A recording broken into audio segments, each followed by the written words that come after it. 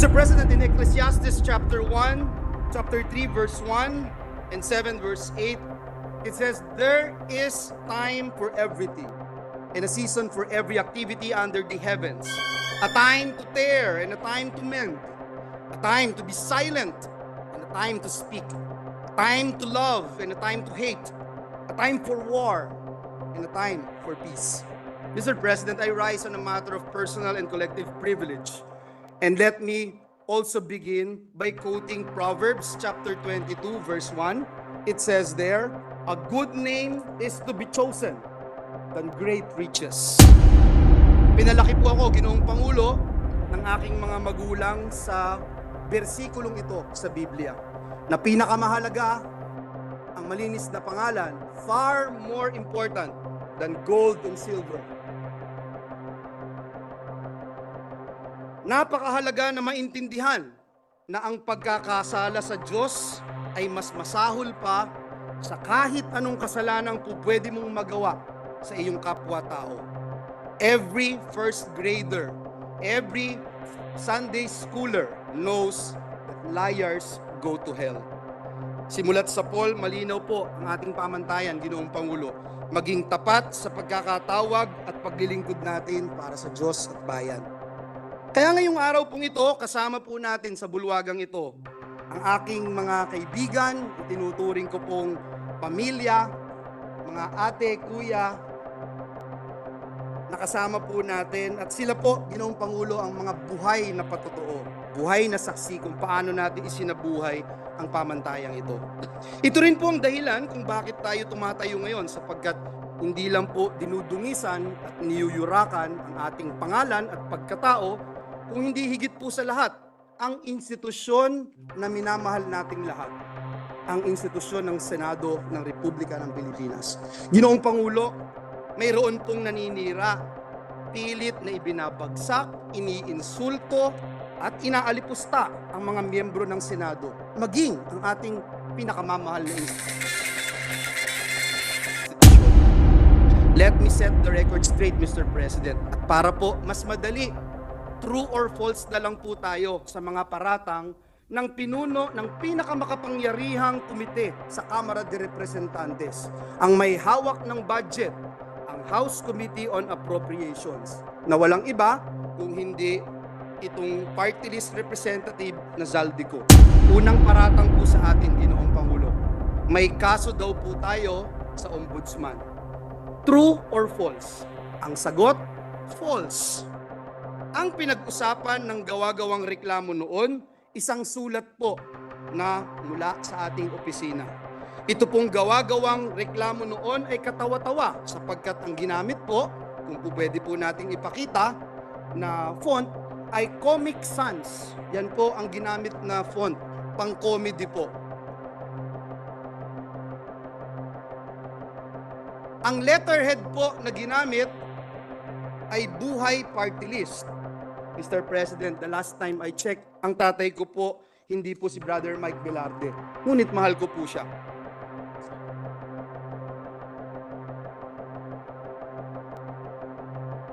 Mismong NBI din po ay nag-certify. Forge, peke, ang firma ni Joel Villanueva. Ultimo po, si King of Comedy, Dolphy, hindi po ginagamit yung ganyang font. At higit sa lahat, sana po makita natin yung dun sa taas, representative daw po ako ng Buhay Party List, Mr. President. Mr. President, ito po ay katibayan na noong mga panahon na yon, 2016 pa po ito, Mr. President, bago ho ako maluklok bilang senador ng Republika ng Pilipinas. Pine-persecute na po tayo, pinararatangan, pero tapos na po ang laban. Noon pa po, na-dismiss na po ang ibinasurang lahat ang gawa-gawang reklamo na ito sa atin. Dinismiss na po ito. Pwede ho bang pakita natin yung dinismiss na po?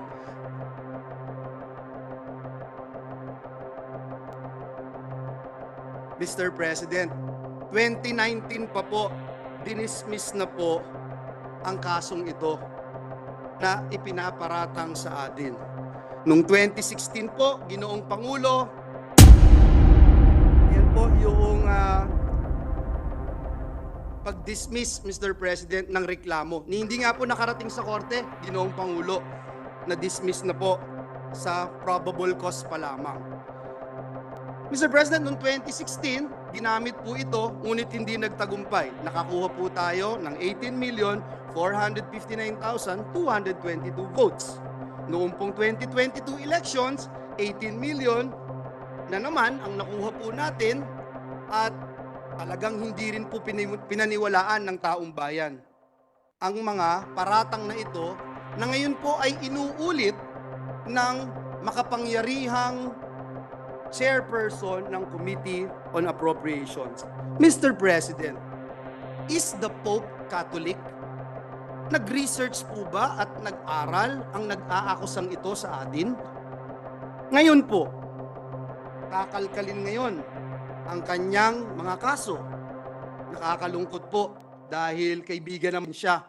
Pero dahil po pumasok siya sa away na hindi niya away, kailangan niyang magbabanggit ng mga personal attacks, kakalkalin po itong mga atraso niya sa bayan. Ito pong kumpanya niyang SunWest Corporation. True or false? Ito po ba ang isa sa pinakamalaking government contractor sa bansa? Sagot, true. True or false?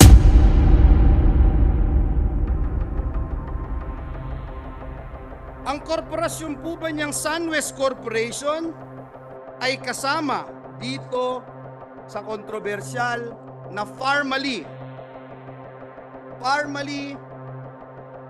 case dito na inimbestigahan sa Senado na